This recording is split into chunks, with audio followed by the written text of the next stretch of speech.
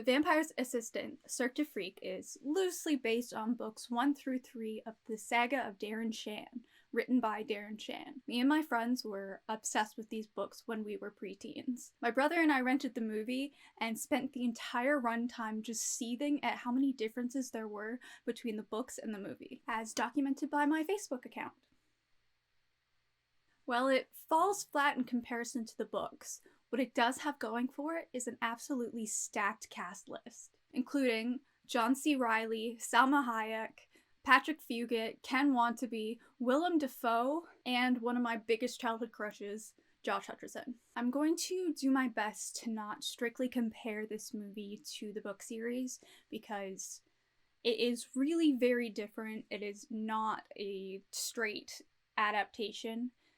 They took a lot of liberties and changed a lot of things, and I did reread the first 3 books for this video, but I'm just gonna let the movie stand on its own. With that being said, content/trigger warnings include, but are not limited to, arachnophobia, death of a minor, emetophobia, gore, hemophobia, ophidiophobia, traumatophobia, vampires, wolves. We open on this creepy motherfucker eating popcorn in a cemetery as people make the way to the funeral of our main character, Darren Shan, who's not really dead, but we'll get to that later. One thing that I really cannot stand in this movie or most movies is the narration that just follows us throughout the whole film.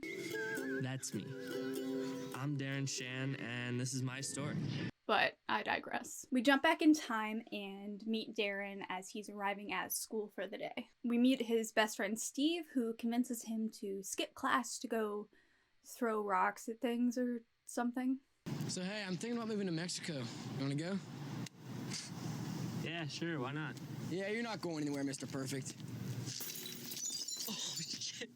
Steve is a bit of a shit disturber and also a pretty mean friend to Darren, but Darren is like a goody two-shoes. They get in trouble for breaking a light while throwing rocks, and Darren's parents give him a lecture about how Steve is a bad influence. I'm so sorry. It's that Steve. It's a damn Steve. You are not going to be friends with that Steve anymore. Steve doesn't take this very well as he feels as though Darren didn't really stand up for him. Look, I don't care what they say. Bullshit. You do care what they say. You do whatever they say. That's just who you are. You never stand up for yourself or anybody else. But the two boys become secret best friends and just continue to hang out. A flyer appears from a mysterious moving car, advertising the Cirque du Freak, a 500-year-old traveling freak show that's in town that night. Whoa. Cirque du Freak. Steve and Darren both decide to sneak out of their houses that night and attend the show. Back to the whole narration thing, for whatever reason, we're told that Steve is obsessed with vampires and Darren is obsessed with spiders. This is important information that we could have learned a different way. Anyway, the boys make it into the venue and a extremely tall man grants them access to the show. The very first freak show act that we see is the Wolfman, who has some of the best practical effects I've ever seen.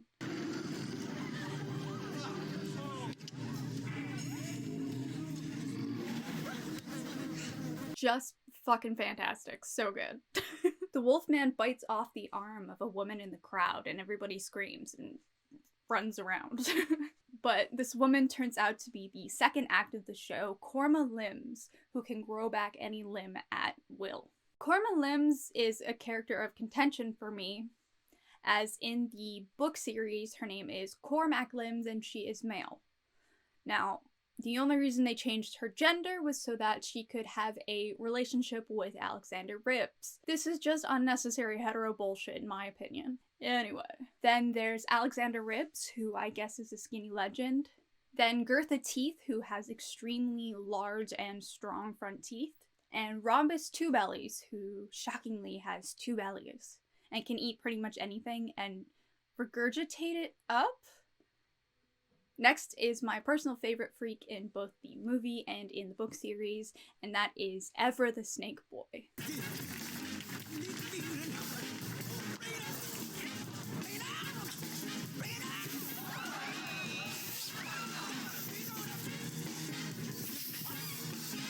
Our penultimate act is Madame Truska, who sees visions of the future, and also can grow a extremely large beard at will. Finally, the last act is Larton Crepsley and Madame Octa, his abnormally large blue and red spider, who he says is poisonous, so please don't go eating giant red and blue spiders. And the two of them do a little dance.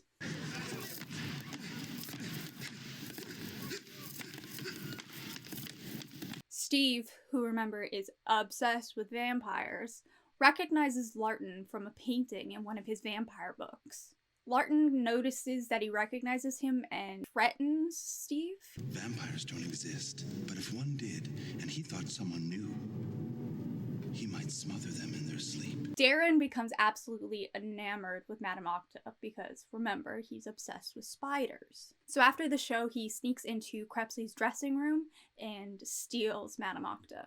Darren has to hide in a cabinet, and we get a lot of very confusing vampire exposition.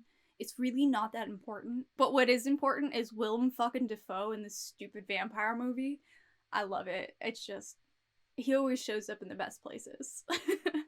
The basics are that one of their vampire friends was killed by a Vampanese, which is like a vampire but slightly different, and they're worried that the Vampanese are trying to start a war with the vampires. We see this freak again and find out that his name is Mr. Tiny. Mr. Tiny is something of an agent of chaos who wants to see this war between the Vampanese and vampires happen. Steve also makes his way into Larton's dressing room and asks him to make him into a vampire. Larton refuses, both because Steve is a child and also because he tests Steve's blood and says that it tastes of evil. Who sent you here? And so Steve then vows to one day hunt down and kill Crepsley, so they kick him out of the dressing room. Still hiding in the cabinet, Darren finds a trapdoor to escape through and flees with the spider.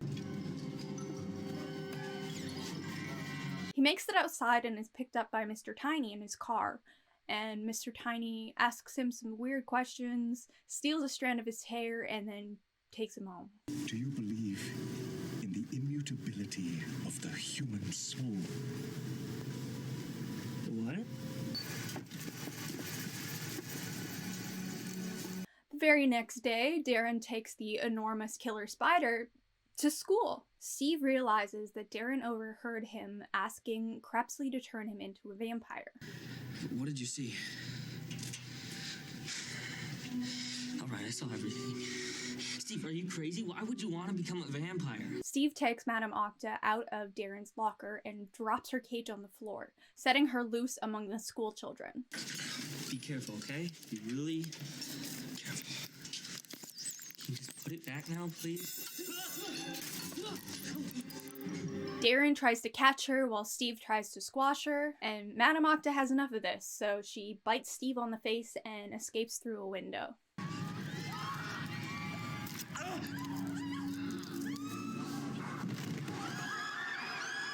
So Steve is now in a coma, and Darren travels back to the theater to see if he can find Crepsley and find out if he has an antidote for the spider venom. So what did you have to steal from me this time? Thief? Nothing. Crepsley agrees to give Steve the antidote, but only under one condition, that Darren becomes his half-vampire assistant. Crepsley tests Darren's blood like he did with Steve's, and decides that it's good and pure, or whatever. Darren, a child, is becoming his half-vampire assistant. He's a child. In the book series, the kids are closer to like 11 or 12. They're much younger, and in the movie they seem closer to maybe 15, I would say. It was irresponsible of Larton to change him. So the way that he turns him into a half-vampire is by pricking the ends of Darren's fingertips and then the ends of his own fingertips and then pressing them together, thus sharing their blood, but only for long enough to turn Darren into a half-vampire, not a full vampire. So now Darren's a half-vampire and it has super spit that can heal wounds. Crepsley tells Darren to hop on his back as they're going to flit, which is essentially vampire running really fast. They make their way to the hospital and Crepsley administers the antidote to Steve and he starts to kind of rouse. That's it, right? He's gonna be better now? That's it. Darren tries to make a fuss, I guess, to get Crepsley caught, but Crepsley just hops out the window. Montage time! Darren's a half vampire and puberty sucks. Something is not right with me. Something is not right with me. Something is not right with me. How was I supposed to know? So, Steve, what should counsel me?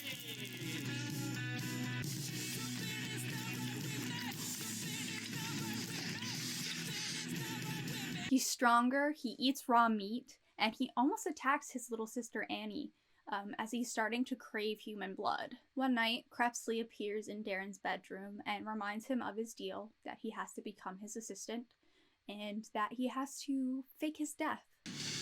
Look, I don't want to hurt people, okay? I'm not like you. Look, I'm sorry, but you can't stay here. So Darren says his goodbyes to his parents and his little sister, and he takes a potion of some sort that Crepsley gives him that slows his heart rate down and his breathing down so low that anyone would just think that he's dead. And then Crepsley breaks his neck and pushes him out his bedroom window. I assume to make it look like he fell while sneaking out or something. At Darren's funeral, Steve notices the wounds on Darren's fingertips and starts to believe that Darren's not really dead. Later on, Crepsley digs up Darren's grave and they get attacked by a Vampinese named Murlaw, who is trying to kidnap Darren for some reason. Hello, old friend. Old Crepsley. How's the scar?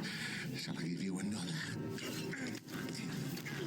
They fight and eventually Darren and Crepsley escape and Murlaw gets hit by a truck.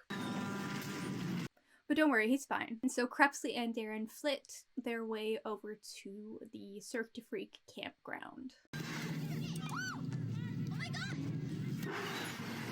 Do you know those guys? They arrive at the campgrounds and Crepsley goes to speak to the extremely tall man that Darren and Steve had met previously, named Mr. Tall, to find out if Darren can stay at the camp with him. The circus always remained neutral. That's how it has survived all these years. You'll still be neutral. I'm not trying to drag you into anything. I'm trying to keep myself out of it.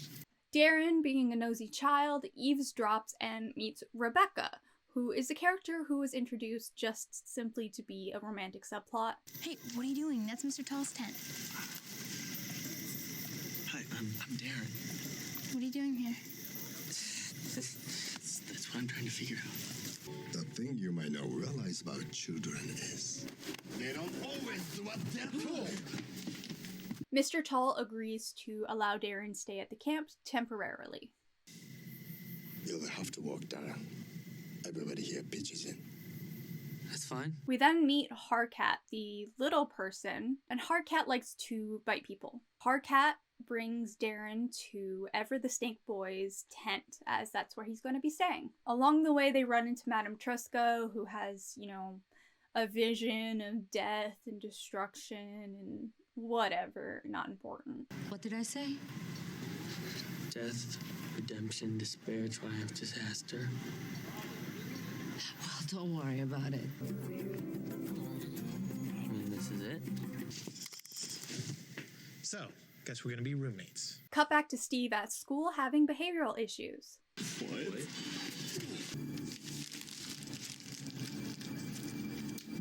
He goes onto the school roof and it looks like he's about to jump, but then suddenly beside him is Mr. Tiny.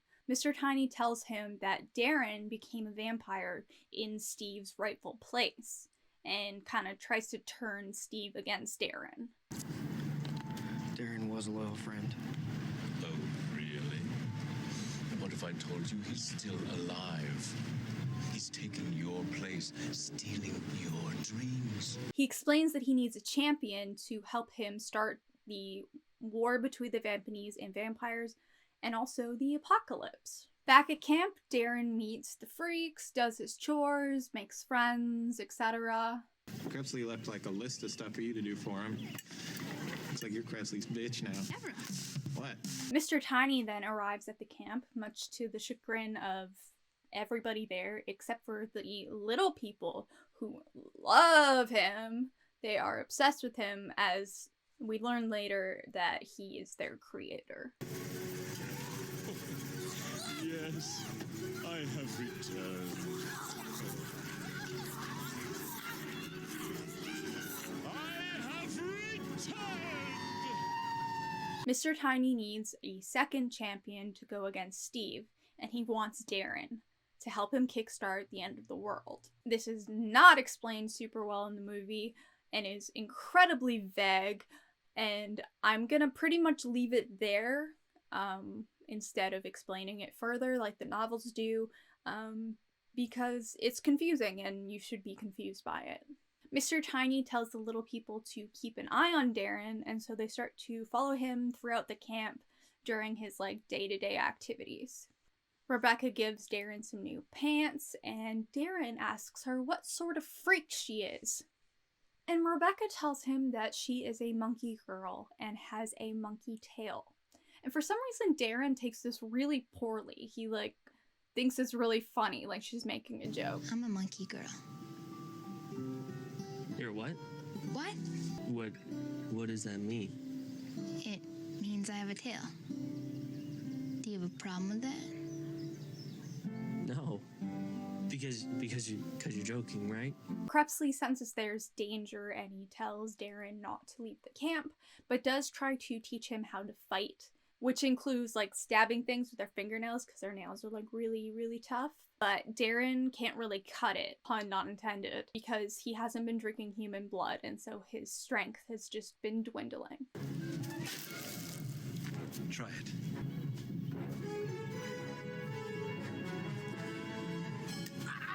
Krebsley explains to Darren that vampires don't kill when they feed. They have hypnotizing breath that they can breathe, so they hypnotize a human, make them pass out, and then they just make a little nick in their skin, drink some blood from them, and then leave them be. He takes Darren to feed on a nearby farmer, but Darren still refuses to drink human blood.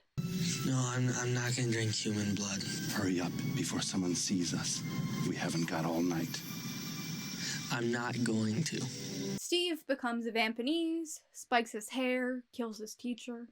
You know, teenage stuff.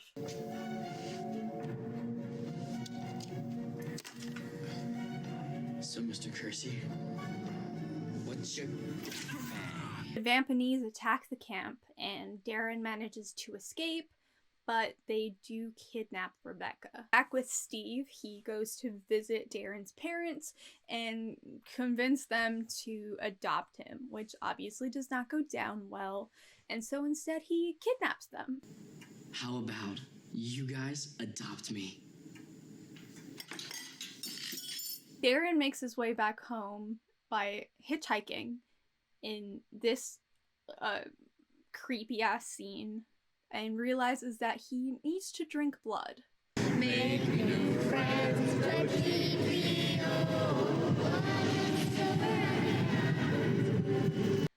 It's so fucking creepy.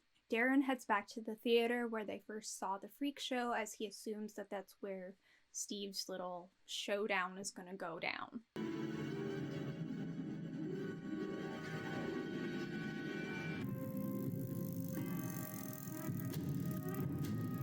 Merla is there with Rebecca and Darren's family, suspended in the air by ropes. Steve appears and confronts Darren about how faking his death was kind of fucked up, which honestly is pretty fair. You're alive? You know that was really an asshole thing for you to do. Make your whole family and your secret best friend go through all that? But he also explains that Mr. Tiny wants Darren on the team and to join their apocalypse club. So he tells Darren that if he kills Rebecca, then Steve will let his family go. Darren obviously refuses, and they begin to fight as Krebsley makes his way to the theater as well. There's a lot of vampire fighting that goes on here. Crepsley's first move is throwing Madame Octa directly at Steve's face to freak him out, which is hilarious. Then Crepsley plays catch with Murlaugh with a knife. Murlaugh loses a tooth in Crepsley's forehead. Then they try to stab each other with their fingernails.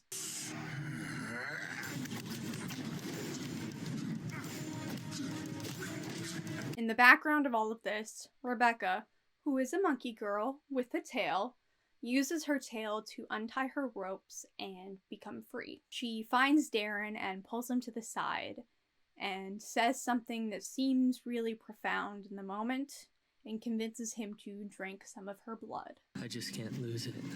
What? Whatever's still making me human.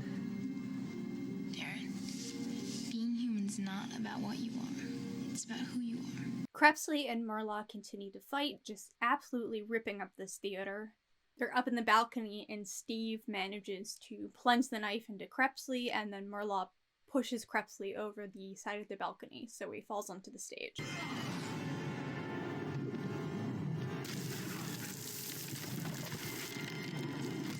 And Steve is about to stab Crepsley in the heart, which would kill him. But out of the shadows jumps Darren, who is newly refreshed with human blood, and he tackles Steve.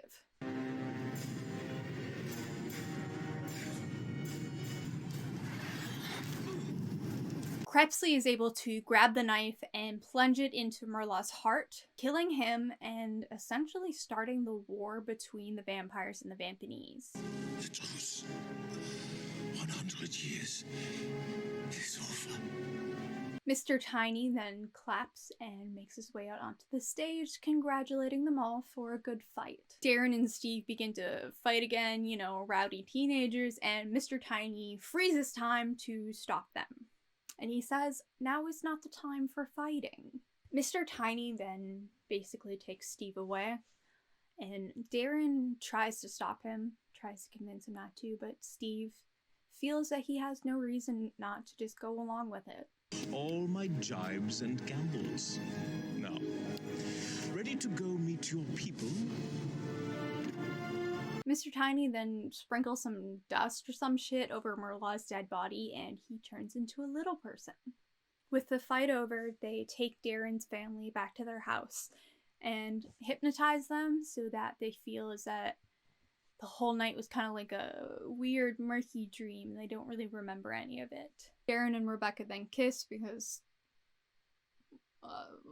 whatever, I don't care. Then the two of them and Crepsley make their way back to the Cirque du Freak. The movie then ends with Willem Dafoe's character telling Crepsley that they must leave come nightfall. You did it, man. Once a general, always a general. I couldn't have done it better myself. At nightfall, we leave with the boy. And then credits roll. They really, really tried to set this up for a sequel because there's, math? 9 more books? Yeah, there's 9 more books after the first 3. There's 12 books in this series. They're like these little books, and I read them in like a day, basically. And they're really written for like preteens and teenagers, but the heart in them and the emotions in them still hits me today, and I'm 25 years old. It wrenches at your heart. I mean, Darren leaving his family at however old he is, a kid leaving his family forever. It's heartbreaking, and it's written really well. And Darren Shan still stands as one of my favorite authors, even though I haven't read one of his newer books in a really long time. However, if they were ever to make, they being the almighty gods of TV and shit, if they were ever to make a series, like a Netflix series or whatever, of the Demonata books, holy shit, I would shit myself, because that is one of my favorite series of books ever. It's even better than the Darren Shan saga, I would say. And they tried with this movie, they tried to adapt his books, but the thing is that the subject matter is a lot darker than this sort of comedy, like, played out for jokes sort of vibe that they had going. And I love it. I love this movie. When it came out, I was really, really offended by it, but I genuinely love it. I think it's so much fun. but it does not hold a candle to the actual book series. And I think it would be really cool if they were to try to redo this. I mean, it's about time. This movie came out when? 2009? They're about to redo the fucking Harry Potter movies into a series. Like, Darren Shan, as far as I know, isn't a fucking transphobe. So, anyway, that is The Vampire's Assistant, Cirque du Freak. The actual, like, DVD says Vampire's Assistant, Cirque du Freak. Which should be the other way around in my opinion, but whatever. Whatever. What a wild movie. John C. Reilly. Oh my god. It's just such a fun time. It really is. These books will always hold a special place in my heart, but so will this movie. So that's it. If you like this video, like it, maybe. Or subscribe. Or, you know, if you and your friends read this series or saw this movie, share it. Let them know. Or something, maybe. I don't know. You can do whatever you'd like. Cool. Bye.